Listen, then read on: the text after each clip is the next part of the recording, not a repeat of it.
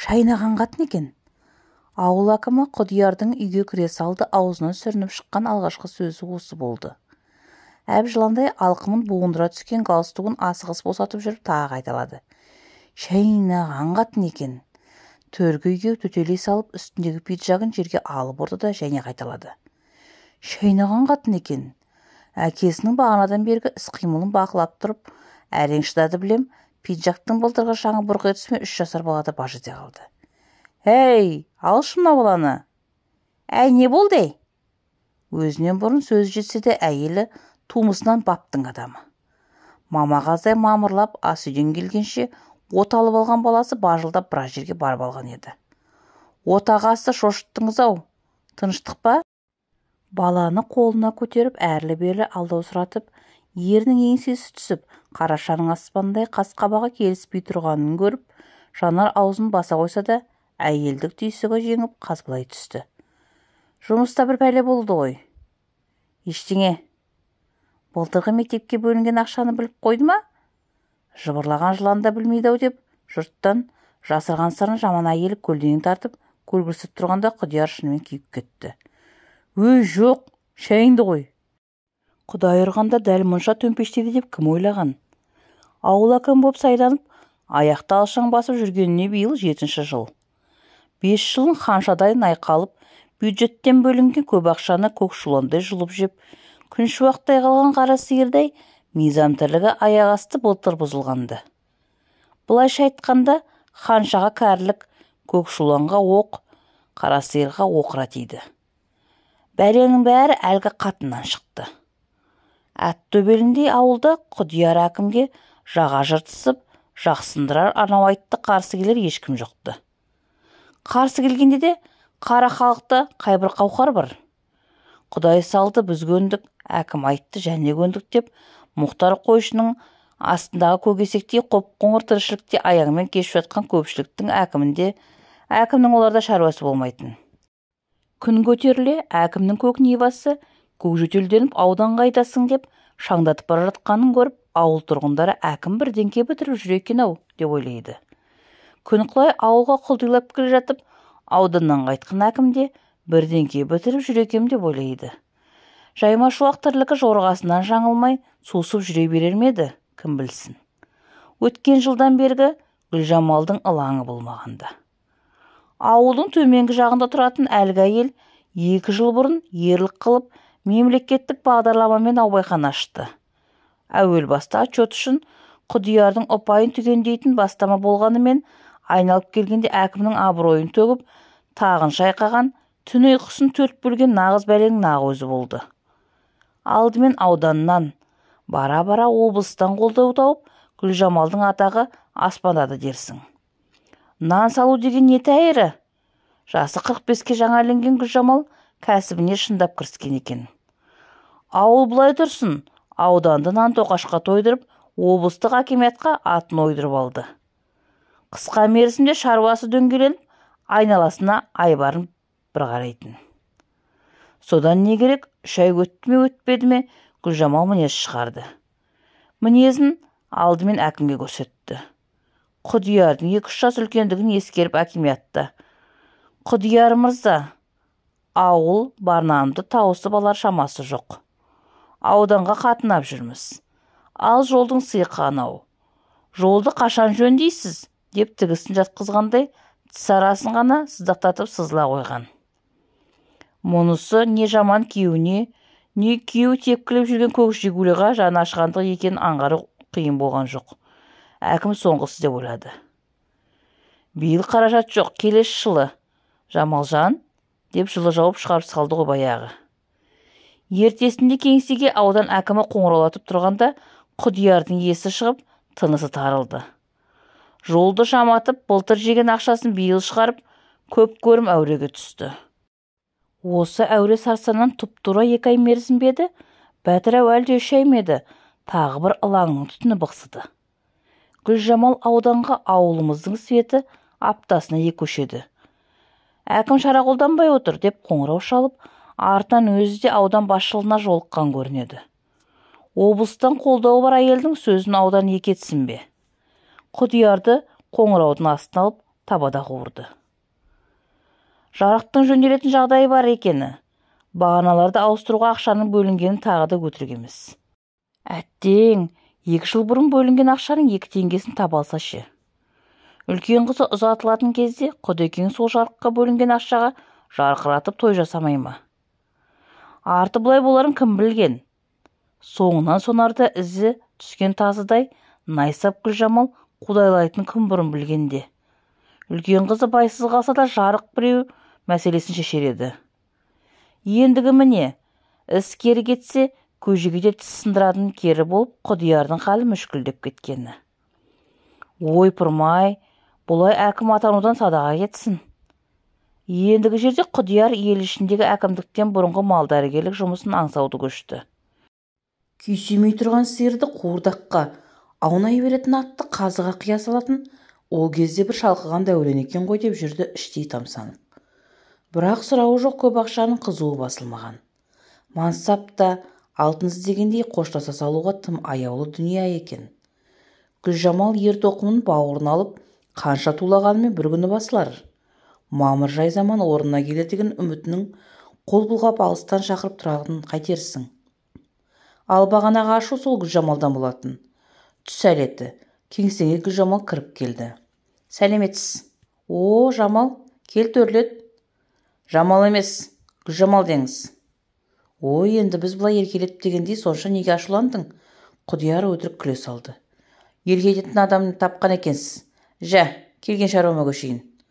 Ауданға барғанда көрсетілген рұқсат қағазыңыз орысша жазылыпты. Сол жазуыңыздың ішінен 5 қате шықты. Өзіңіз жаздыңыз ба? Әлде сауатсыз орынбасарыңыз Қанипа қатын ба? Ойбай, аудандағылар жатып кеп қарқылдағанда кірерге есік таппай қалды ғой. Жамалжан, кеңседе отырмыз. Ондай оғаш сөздеріңді қоя ғой. Аптығыңды басшы. Қане, қай қате мүмкін емес. Ойбай, міне, алдап тұрмын ба? Деп Гүлжамал рұқсаттаманы 3 бүктеп Құдиярдың алдына жалп еткізді. Енді документ болған соң қате кетеді. Түзейміз. Қазір кім? Қанипа, мұнда кел. Жай тұрмай Гүлжамал. Жоқ деймін дау.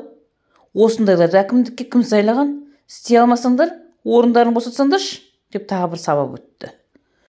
Ендігі жерде Құдиярда шаптығатын шама жоқ. Рұқсат қағазда бадырайып 5 қате тұрған рас екен. Қазақшылап қағаз жазуға өпірім деп әрең шамасы кеп жүргенде Құдиярдың орысшадан күдер үзгені қашан. Тіпті қате жіберіппін-ау деп те жүнізде жығылмады. Аудан тұрмақ облыс сөзін сөйлеп тұрған осы пәлекет тезірек кеңседен кетуін тіледі. Түзейміз, жөндейміз деп шығарып салды. Ашуға мініп, пиджагын алып ұрғанның алдында осы бір оқиға бар етін. Әйелінің күрең шайын қанша сораптағанымен қабағы жадырай қоймады. Ауылдың жаман қатыны әкімдіктен кет деп әкірендесе қайдан басылсын? Неде болса бұл Гүлжамалдың аузын жауып ауданға баруын тыю керек. Осы ойдың ортасында отырып тағы да шай құйғызды. Шәйнектен төгілген күрең шай кесе түбін ұялап, Гүлжамалдың қолынан күйеуі екпінге өткенде көз байланып қалған болатын. Кәсіпкер екі жанның ауданнан қайтып, ертеңгілік статын нанның есебін келтіріп, аз-маз дамылдаған шақ. Әншейінде әйелінен қорыққанымен екпін шай үсті. Содан соң ғана көлік жүргізетін сәттерде екпінде болады. Ал Гүлжамалдан қорқатын негізсіз емес еді. Тіпті оны қорқу деп татауға келмейді. Сыйластық дейікші. Гүлжамалмен шаңырақ көтергеніне биыл тұп-тура 25 жыл. Ой, сол уақыт ішінде екпін не көрмеді. Ақылынан бұрын ашу дайын тұратын Гүлжамал талай мәрте абыройын төгіп, 2 аяғын аспаннан келтірді емес пе? Сөз өтпеген жерде өзі өтіп, дауға жеңілсе даурығып барып, жұдырғала жөнелетініне осы ауылдағы көп әйелдің көгерген көздері куә. Әйелі былай тұрсын, ауылдың кей еркегі құрсы мінезі шатақ деп, кейбірі момындары Гүлжамалмен төбелесіп қалдым деп сырт айналып жүретін. Екпінді де ығына жығып, талай отырыста алдына салып, ала өгіздей дететкен бар. Әй Гүлжамал, тура бар ғой, бір ұрам деп ащы сумен дос кезінде айбындайтын шағы ұмыт болған. Итініп, ұрсан-ұрға салып, шақылдағанда тумысынан артық ет бітпеген екпін, қой өзімді жазым қылар деп ауада ілінген қолын қайтарып ала қоятын. Бұл мінезін екпін Гүлжамалдың атасынан көрді. Ата қолында өскен ерке шора қыз тұсау көрмей өсіптіміш. Қызбен емес, ұлдармен, қуыршақпен емес, асықпен өскен Гүлжамал бәйгеге шауып қыз қууға түсіптіміш. Ат құлағында ойнайтын қызға шаужайлап жету қайда, бетінен сүйем деп дәметкендердің көбін көгала қойдай қып сабап көзінің сорасына ағызған екенміш. Бара-бара қыз қууға Гүлжамал түскенде жігіттердің бірінің аты ақсап, біреуінің тісі қақсап, сайысқа түспей қалатындай болыптымыш. Сөйтіп қосылған әйелінің осы бір айбынды мінезінің жақсы жаман тұстарын ойша түгендеп отырып, екпін енді өзіне үңілді. 4 ұлдың екіншісі. Қит етсе, қолындағысын жіберіп қалатын әкесі. Түртпектеп, қиыс кетсе тиып тастай беретін шешесі есінде. Балалық шағының базары ерте тарқап, тым момақан боп өсті. Тіпті осы бір асау әйелінде де сөз саларда бір жаз жолығып жүріп, Гүлжамалдың «Әй, сен енді мені ал» дегенде ғана қалай қуанды десеңізші. Әйтпегенде әйелсіз қалар ма еді, кім білсін. Өткеннің осындай арғы бергісін ойлап отырып, Гүлжамал сенің әргі сөзінің салмағы тым ауыр емес пе деп кесесін алдына қойды. Қай сөз? Алдында ауылда 6 адам коронавирус болып, әкім оның 6-шысы болып іш өткен айтамын. Онда тұрған не бар екен? Өзің бастап әкім тышқақтап жатыр деген сөзің ше? Гүлжамал мырс етті де. Рас қой енді. Құдайдың көзі түзу ғой. 5 адамның ыстығы көтеріліп, тура әкімнің іш өткенде болайын. 5 минут сайын сырттағы дәретханаға даяшыдай жүгіріп жүргенін өзінде көрдім деп міз бақпады. Қой, онда сөз айтпа. Қайткенмен қалқайып әкім атанып жүрген адам. Дегенмен Гүлжамал не дер екен деп көз қиығын салып еді. Әйел болмағыр жай рақат үстен жинастырып, не ұқтым, не бұқтымның ишарасын танытпады. Екпінде іштей, әй қойш деп дастарханнан тұрып кетті. Гүлжамал бастаған бұл жел сөз құрап тұрған ақтықта тиген өрттей ауыл ішін қаулап Құдиярдың бедерін тағы бір шайқаған. Құлағы түрік ауылдың әйелдері әкім тышқақтап жатыр деген піш-піш өсекке салып, бетін бұра күліп жүргенде, ауылдың жүгірмектері де осы әңгімені іле алып жөнелген көрінеді. Өткенде көрші ауданнан бір атқамінер келіп, көшеден бір баланы ұстап алып, «Кеңсе қайда, әкім қайда?» деп жөн сұраса, әлгі жүгірмек танауының төмен атқылаған қос өзенін керіп тартып қап. «Әкеме ат әні, ал әкім тышқақтап жатыр» демесі бар ма? Содан бері осы сөз біразға дейін алақандай ауылдың аспанын айналып жүріп алғаны. Келесі күні сенбінің кешінде Құдиярдың 6-шы оқитын ұлы «Сізді әкем шақырады» деп екпінге шауып келді. Дәуде болса әлгі тышқақ жайлы сөз болар деп барарын бармасын білмей тұрғанда, Гүлжамалдың көрші аралап кеткенін пайдаланып кездесіп қайтпақ боп шешті. Ауылдың бас жағын аяңды жеткенде әкімнің ашулы түрін қиялымен әрі-бері суреттеп, қобалжып Құдиярдың тура есігінің алдына тұрғанын жаңа байқады. Ішке кіріп әкімді көргенде әлгіндегі қиялындағы әспеттеген ойының әдіре қалғаны. Құдияр көңілді екен. Екпінжан, аманбысың? Малжан, аман ба? Оқудағы студент қыздарың жақсы ма? Кел төрлет, қысылма. Аманбыз, өзіңіз қалайсыз? Әйелдеріңді жіберіп қойып, өздерің бір соқпайсыңдар. Жаман ағаларының халін айына бір біліп қоюға болады ғой. Ха. Аға, шаруа деп. Әзіл ғой, түсінеміз. Қайта келін екеуің мықтысыңдар. Қай үйге барсаңда сендердің пештеріңнен шыққан нанды жазбай танимыз. Маладес, кел дастарханға. Әкімге сай дастарханның белі майысып тұр дерсің. Не жеріңді білсең болғаны. Әйтсе де бұлай арнайлап шақыруының бір себебі барау деп екпіннің іші қылт ете қалып еді. Ұмыт бола бастаған ащы судың дәмі аузына қайта оралғанда, ол ойы да көміліп қалды. Әйелінен қорыққанмен әкіммен ішуді өзінше абырой көріп, әйтеуір толтырған стақанды мөлейткен жоқ. Арада екі бие сауым уақыт өткенде, ананың бір, мынаның бір басын шалып отырған Құдиярда шаруасының желісіне енді түсіп сөзге көше бастады. Екпін жағдай былай.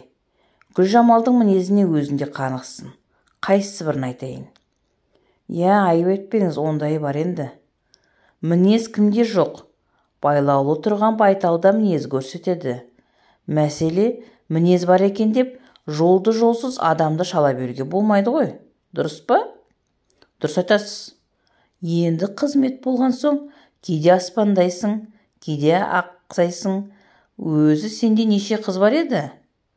Қызыңқырап қалған екпін сасып қалды. 2, 3.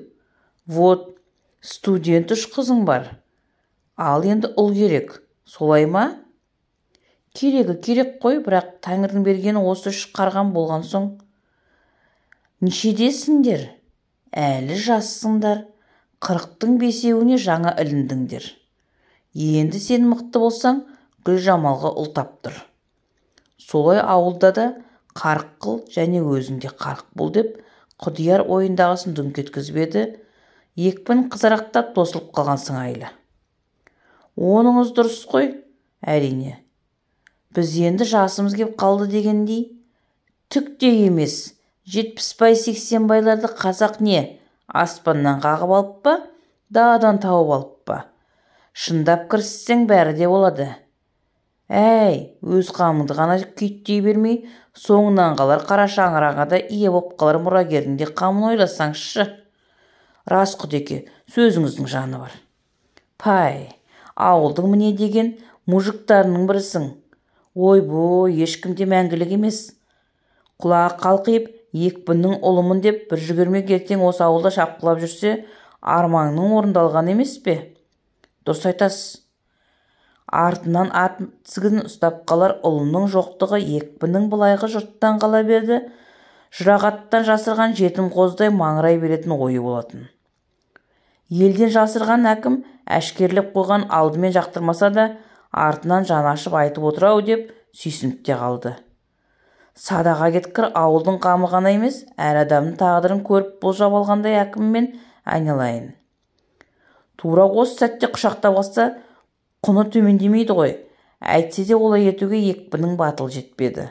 Асығыс қоштасып, ішіндегі сөне бастаған үмітінің шоғын үрлеп қойып, үйіне бірақ тартты. Ал әкімнің ішкі есебі басқада. Аяғы ауыр әйелдің сөзінде зіл болмас. Бала мен жаялықтың ортасында шауып жүріп, ауданды ұмытар. Тіпті Құдиярдың құлақ етін жеуді де қояр деген есек дәме. Осы ойы мына екпін теріс көрмеген тәрізді. Кәпірдің түрі жаман деп, мәстиген бір айтпақшы, мекиен сағынған қораздай үйіне тура тартқан түрін көріп іштей алдымен тапқырлығына, сосын әлгінің аңғалдығына мәз боп қалды. Құдиярдың кәлімдәріне сенсек, тұп-тура 4 ай 5 күн өткенде ауыл үшін Гүлжамалдың аяғы ауыр екен деген сөз жайлады. Сонда әкімнің қуанғанын көрсеңіз. Сенер-сенбесін білмей кісі салып та көрген. Рас екен. Адуынды қатын іші білініп тіпті жуасып қалған көрінеді. Салған кісісі өткен жылы Гүлжамалдан өліп тая жеген ақсақ Жәміш болатын. Ойбай, жуасығаны былай тұрсынш, шәй іштеп төрге оздырды емес пе? Дегенде Құдиярда күмән қалмады. Сол түні арқасынан ауыр жүк түсіп, алаңсыз бір ұйықтады-ау.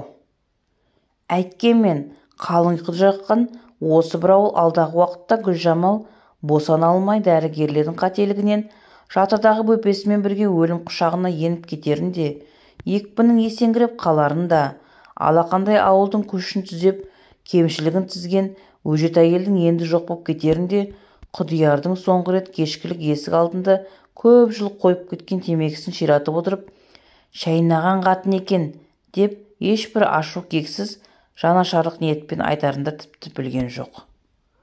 Ал жатырдағы бала ұл еді.